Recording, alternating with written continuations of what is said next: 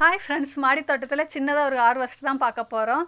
அவரைக்காய் செடிங்க. அவரைக்காய் செடியில் கொத்து கொத்தாக காய் விட்டுருக்குது. சரி, இன்றைக்கி ஹார்வெஸ்ட் பண்ணிடலாம்னு சொல்லி தான் பண்ணிகிட்ருக்கேன். இதுக்கு முன்னாடி நான் ஒரு வாட்டி இந்த செடியில் நான் ஹார்வெஸ்ட் பண்ணியிருப்பேன். அப்போ கொஞ்சம் காய் தான் இருந்துச்சு, அதில் கொஞ்சம் பூச்சி தாக்கல் இருந்துச்சு.